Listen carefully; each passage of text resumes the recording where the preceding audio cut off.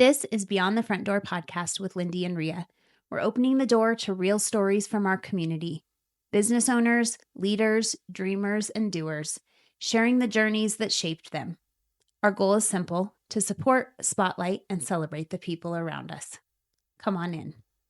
All right. Welcome, everybody, to Beyond the Front Door podcast with Lindy and Rhea. If you're watching, you can see that Lindy isn't sitting with us right at the moment, but she will be here in just a moment.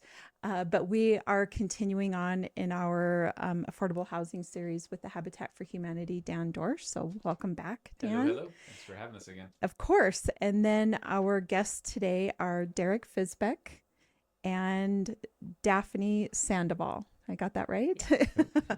Awesome. Well, thank you both so much for being here. And what I'm hoping, Dan, you can do is help frame the conversation a little bit for today. What are we talking about today? Yeah, well, thanks again for Beyond the Front Door for hosting the series in April about affordable housing and habitat and what we've got going on. So part of what we're going to be talking about today is a partnership with the Wyoming Army National Guard that we've got for our Pronghorn Crossing development this summer. It's actually next month. And that's why Derek's here. He's going to talk, and Daffney are going to talk about the Innovative Readiness Training project that the Guard is partnering with Habitat that we're super excited about. Both sides are really excited about what's going to be happening in May. But before we get there, I think it would be fun to just kind of hit some affordable housing or housing highlights or stats that I've recently heard and learned about. I know you were telling us beforehand, and they're kind of wild, so I'm glad you're talking about it today. They are pretty eye-opening. So back at the end of February, I was at the Cheyenne, Laramie County Economic Development Joint Powers Board, and there was a presentation there by Daniel McIntosh from LCCC's Economic Development and Business Office, and he had done a state of economic development for Laramie County for 2025. And in that study, he mentioned a couple of things that made me go, oh, what? And so one of those was 25% of Laramie County's workforce currently does not live in Laramie County. I would have never have suspected that. Right? I feel like most people live in Wyoming and travel to Colorado, not the reverse. Yeah. Yeah. And it's not just Colorado. He said there were 1,500 people who drive over from Albany County and Laramie. Oh, sure. Sure. Well. That makes sense. But a lot of it is Northern California. Same thing, right? No, I'm just kidding. No, Colorado. No, from Northern Colorado. And a lot of it is airmen as well, both with the Guard and with the Warren Air Force Base. So. And Platte County, too. I feel like there's people that travel from Platte County. Right? I've even heard stories of Western Nebraska as well. Yep. I can't remember what the town right across the border is, but Kimball, right? Mm-hmm. And a lot of it is lack of housing. It's not just affordability, but it's also we don't have the type of housing stock that those folks are looking for. And there's more diversity of the housing stock down in Northern Colorado and these other places. So the effect of that is that we are losing $250 million of revenue from that workforce not living in Laramie County. And that isn't just in 25. That's been a trend the last several years. So we're losing $200 to $250 million in revenue from lack of workforce housing here in Laramie County. So, and were you saying this just kind of came about, like, really was you mentioned a number to me, and I don't remember exactly the context. Just like over the last 4 or 5 years, that number has increased since then. It has increased. I'm trying to picture the chart he showed, and it was over the last 4 or 5 years is close to about $1 billion of revenue we've lost from that workforce not living here. And so it just highlights the importance of this subject. Correct. Yep. And then another one that's really interesting is, so back in 2023, when the legislature created the Unmet Housing Needs Funds, they had $10 million in that. $5 million was ARPA, and $5 million was state general funds. The infrastructure for Pronghorn Crossing, the $1.8 million, was from the first $5 million of ARPA dollars of the unmet housing needs. Mm-hmm. Well, just recently, I shouldn't say recently, back in January, they submitted applications for the next $5 million. They got 22 applications for a total of $55 million worth of projects and only $5 million of availability for those funds. Wow. So that illustrates again the need not only here in Laramie County with the workforce, but across the state. There are cities and counties that are struggling with housing, and it's vital. It's economic development that we're missing out on. It's a very important piece of the future of Wyoming, and our state is lacking in that. That's why this past legislative session there was Senate File 64, which was the Investment in Wyoming Housing Bill. Unfortunately, it didn't even get introduced to a committee. But had it gone all the way through, it was looking to create a $30 million low interest revolving loan fund for workforce and affordable housing. So by looking at the need or the total of applications and funding requests for the unmet housing needs funds, it's evident that we need to do something. So our hope is that we can continue that conversation for a state housing investment fund of some sort throughout the interim and hopefully gain momentum for that in 27. Sure. And it'll be a full session next year. So hopefully we can, it makes sense to get it in there. Hopefully that'll help. Yeah. There was actually a different iteration of that bill in 25. That was a House bill, and it failed introduction. So it's 2 years in a row that there's been some type of state housing funding bill that hasn't even got into a committee to get discussed. Okay. So hopefully people keep having these this, conversations, and we keep talking about it and showing the need for it, right, and the importance of it. Hopefully that'll change. Yeah, that sounds good. Okay, so we need to chat. I'm not sure who makes sense to talk first in terms of, it sounds like maybe the what was the name of that again? Innovative Readiness Training Project. Yep. Or IRT for short. Yeah. Maybe we talk about that first whatever you think, however we do this. Sure. Okay. And then are you guys swapping in and Swap. Yeah, or at least, or whatever you need think. A musical interlude. Okay, so this is what I think Lindy needs to do on these. It's the SpongeBob one that says 3 seconds later, or yeah. Cue SpongeBob. Yeah.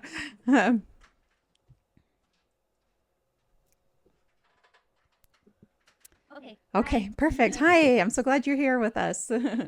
All right, Derek, if you want to. Yeah, I'll just start out with what the IRT or Innovative Readiness Training is. It's a Department of War program. It was originally started, I believe, in '92. But what it does, it gives our military the opportunity to do realistic training while partnering with community organizations and other government agencies to get realistic training, minimizing the cost for both. So it's really efficient. This example for this IRT is our engineer detachment. It's a unit of carpenters, masons, electricians, plumbers, and their, I guess, call it wartime mission to go overseas is to build infrastructure for our troops overseas for either short-term, long-term bases, and for them to get training that's realistic and it's really hard and can get expensive. So through the IRT, we're able to partner with Habitat and get the realistic training. They're going to put their skills to use for a really meaningful project.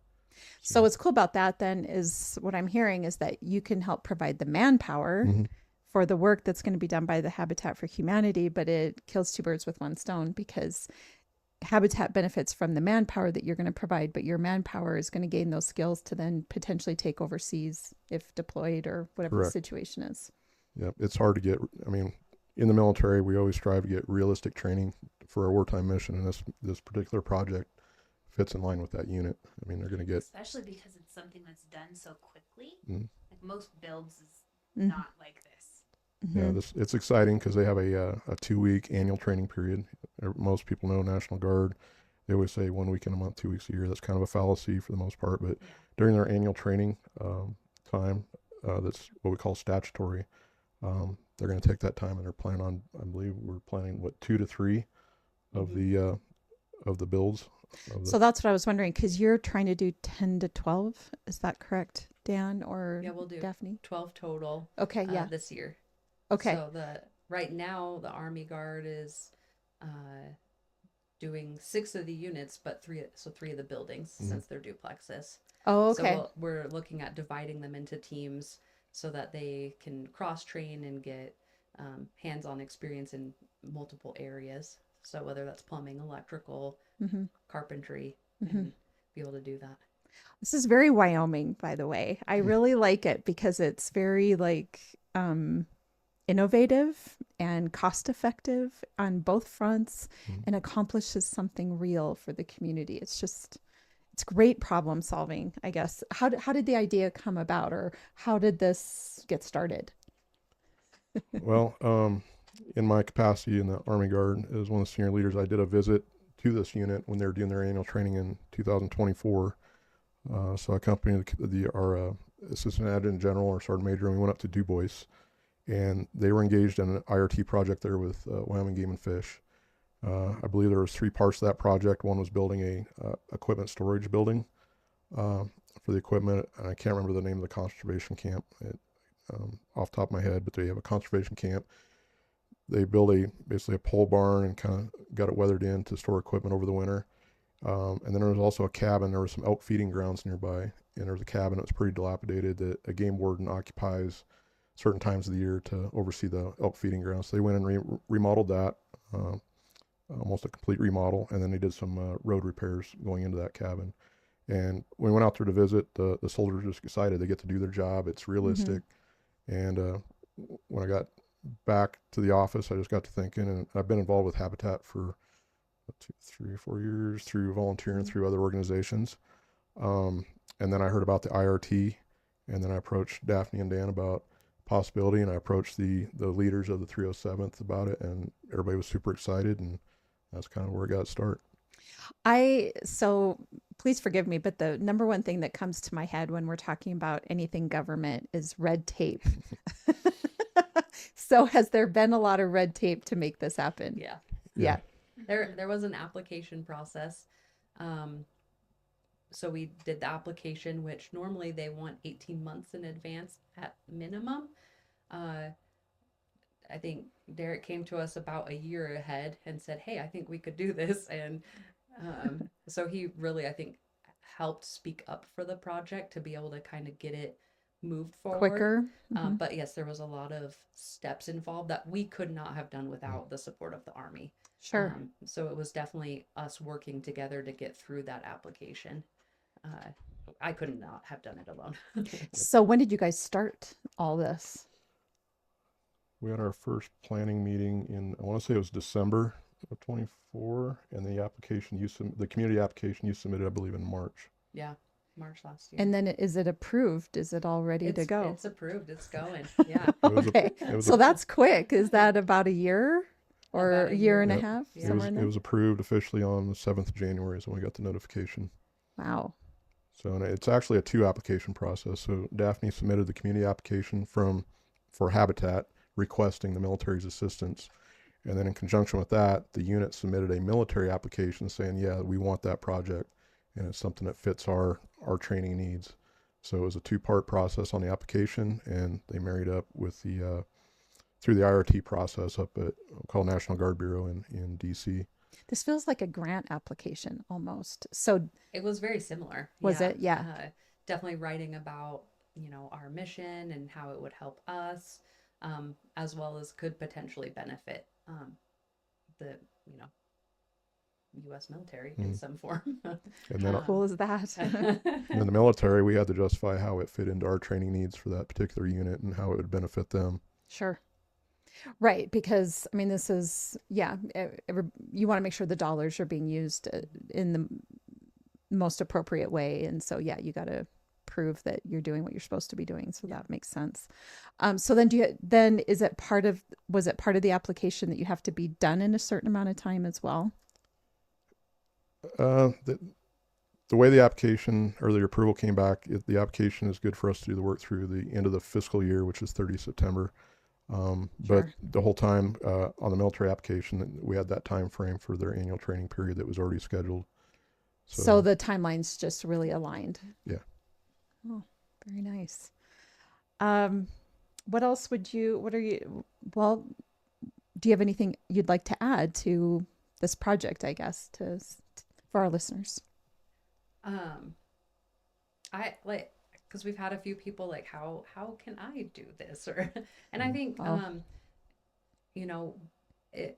working with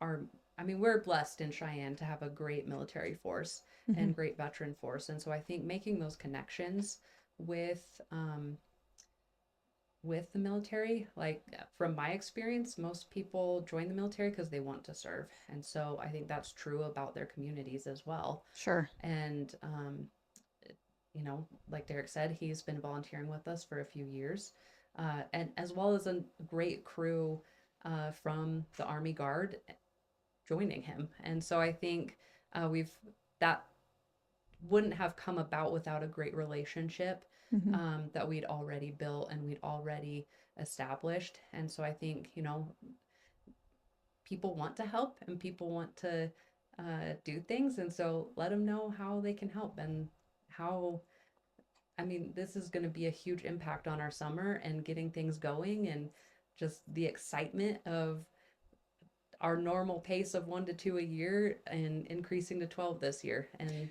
the Army gets to play a huge role in that. That's amazing. So I guess that's what I was wondering, for anybody that may be tuning into this particular episode new and maybe didn't catch the first couple of episodes, would you summarize what is happening this year? Yeah. What is Pronghorn Crossing, correct? Yeah. If you could do like a, Well, quick I've got my summarization. Pronghorn Crossing pin on. So we are very excited. This land was donated back in 2020 to us from Leaning Tree Homes, and they we've kind of just been sitting on it, waiting. Like it's a lot to develop a lot. And so we were blessed with the city applied on our behalf with the unmet housing needs, which paid for 1.8 million of infrastructure, which is what happens before you can even build your home. And so without that, we would have had, we probably would still kind of just be waiting, possibly building 1 or 2 homes on there a year until we could raise the funds. So because of that momentum of getting that infrastructure put in all at once, we decided, you know, now's the time to kind of tackle this and move forward. And at first we were actually going to do 6 and 6. And not only do we have this great project with the Army Guard, but we're also doing a Blitz Build this year. So in June, we're going to be building 4 homes with our community. So if people are wanting to volunteer and do a high impact, our goal is to build 4 homes in 10-day period. And so we desperately want our community involved with that, because that is our mission, to bring people together to build homes, community, and hope. And so we need our volunteers to do that. That's awesome. I'm super excited. And for, I guess, even just from maybe a faith-based perspective, that when you guys were gifted this land and you had to sit for a minute and kind of wait for the story to kind of play out as to how it best. And here you guys are, you're going to put, so what, 5 years, 6 years have went by since the acquisition of the land. Yeah. And now you're putting in 12 homes. We broke ground November 2024. That's wonderful. That's Yeah. so exciting. Yeah. Well, I guess, do you have any questions? No. Anything else, Dan, that you think we need to hit on? What I think was really cool about the IRT, and maybe you can ask a question about maybe the long-term impact of this, because this is the first Habitat Guard partnership for IRT. And so there's a lot of potential for us to try to spread the word to get other states' guards involved in with their own habitat. So this hasn't, okay, so I just, nobody could probably hear that as we were talking, but the long-term impact of this, in that, has there ever been a partnership between the Habitat for Humanity in any other state and the National Guard of that state? So I can talk to that. So during the application process, one of the things that held it up was the legal, making sure it was all legal, because they had never, to my knowledge, they'd never partnered with Habitat through the IRT process. So that delayed it a little bit. But once the approval went through, everybody all the way up to Department of War was excited about it. In fact, I was asked when I was out in DC and talked to our IRT coordinators, the Army National Guard there. They want us to provide products, media releases, everything that they can push up for what the military calls an after action review, to go up to, all all the way up to Department of War, because I think this is going to open the door not just for Habitat, but also for other military units, because this was kind of I guess, call it hidden gem for our training opportunity. Yeah. Because especially for our engineer units. I would say very Jimmy Carter approved, right? Yes. Yes, it's win-win. It's a win-win. And I just love when Wyoming is innovative, I when do we too. get to Like, we can lead lead the way. way. Yeah. This And is super and exciting. also we have our Air National Guard that has a civil engineer unit. They're gearing up for deployment right now. They were going to be partnered with us on this project, but due to a deployment overseas, they're not able to, but they're looking forward to next year becoming involved. And this kind of laid the groundwork and should streamline the application process for them if they Make it get involved. not necessarily an 18-month situation. Yeah. That's amazing. I love that. And I can say from our soldiers, they're super excited because, as you know, the Army National Guard and the Air Guard, citizen soldiers, they live and work right here in the communities. And the great part about this project is, when they get done with it, they can go show their family, they can show that pride that they actually helped their community while in uniform. So that's a unique opportunity. What made you decide to get involved with Habitat for Humanity to begin with? I don't know. I just like working with my hands, volunteering, giving back. Yeah. And the opportunity came up through another organization I'm part of. It's I'm in aviation in the Army Guard, and we had it's called Army Aviation Association of America, or Quad A. And part of our charter is to be engaged in community through volunteerism and give back. And I don't know exactly how it started with Daffney, but we started, I think it started with home repairs with veterans, and I got involved with that, really enjoyed it, and it grew from there. How about you, Daphne? What drew you to the Habitat for Humanity? Fate. Fate. I've worked in nonprofit my entire adult life. So I started out working with children in residential treatment for several years in Laramie. Okay. And was working with our kids that lived in or were aftercare.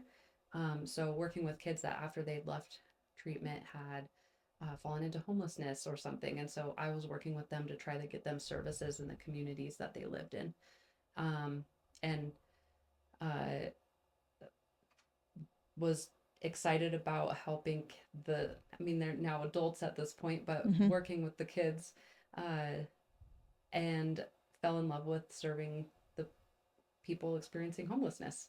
And so I worked at Community Action and Volunteers of America for several years. Sure. And really just during COVID was just completely burnt out, and just struggling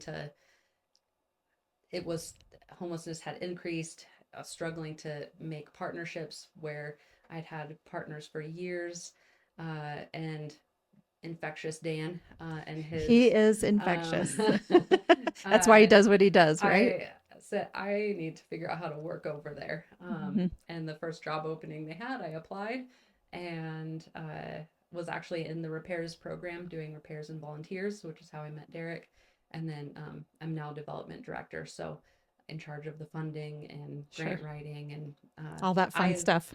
Love it. Like, I can't see myself leaving Habitat anytime soon. And I think it just speaks to, like, Habitat is really trying to solve a whole life issue rather than a lot of the work I did before was putting a Band-Aid on things, or like, which is important, but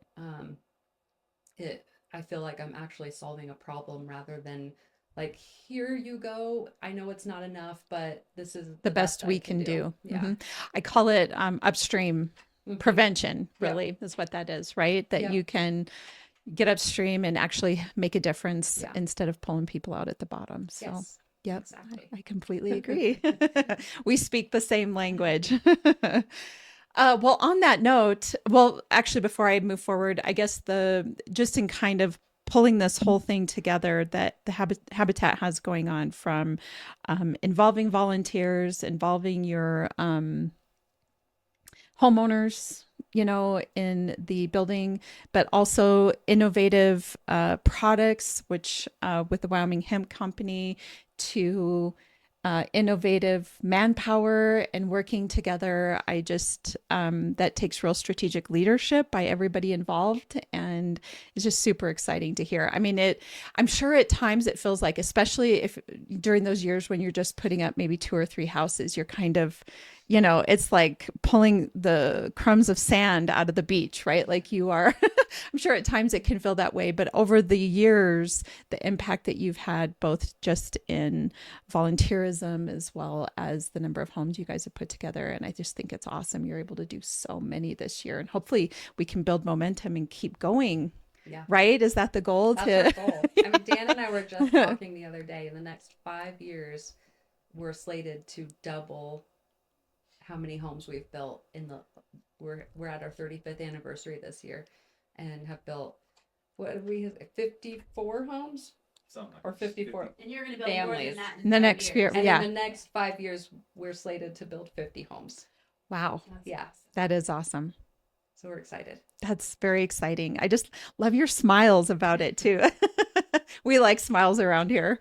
Well, on that note, so my question for you is what do you think is the number one leadership trait that it's important for a leader to have, or what is a leadership trait that you aspire to have? I would say humility. Okay. I think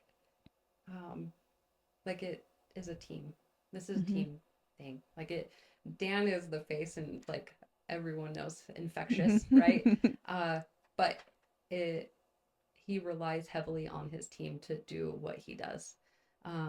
And so I strive to be like him in that. Aw. And that humility that he carries, and that I think I just like, it takes all of us. All of us, whether it's all of us at Habitat, whether it's all of us in Cheyenne, in Wyoming, like we need each other. And so humility and being okay with asking for that help. Well, and that's what I was just in a conversation today about how pride can ruins humility, right? And so if you're willing to suspend your pride or your ego and walk in humility, you just go so much further, can accomplish so much more. Yeah, I love that. How about you, Derek? Well, coming from the military, Yes. actually, I was just working on a presentation this morning on leadership, and I think Daffney hit it. Humility is one, but I'd frame that under servant leadership. Or some of the best leaders in the military are servant leaders. They're successful because they concentrate on building that team and Care about their people. Care about their people. They have empathy, and they ensure that their subordinates are successful, which in turn makes them successful. And they put their pride aside, and they're not afraid to, again, ask for help, seek out different solutions. They're not. Sometimes we see leaders that are their egos or pride get in the way, and they're so focused on it's their way or the highway. And I think the servant leaders are the best, where they rely on that team, they build that team, and that's how they're successful.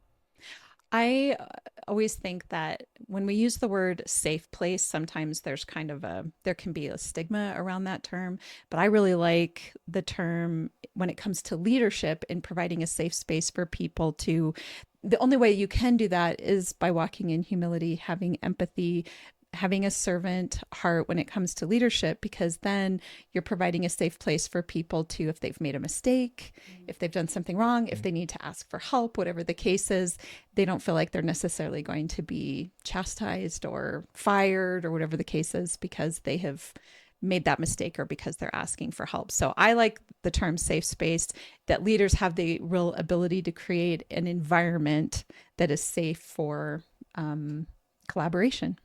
It's really so I agree with you. It's wonderful. All right. I also have a question for you guys. My mic's going down. Okay, hold on. I want to say it right. What does home mean to you? I would say stability and just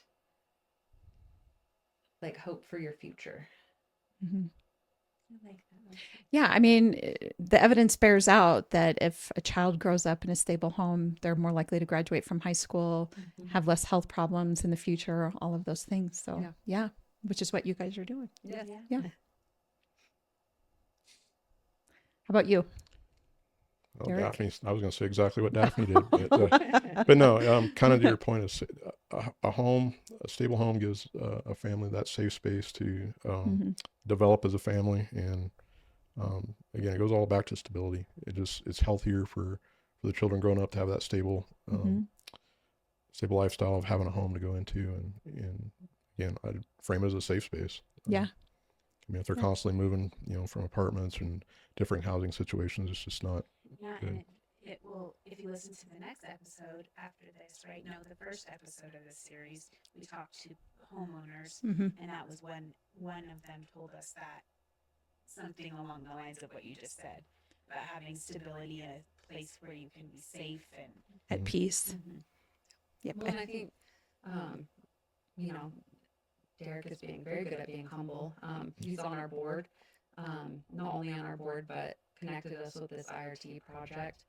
And he's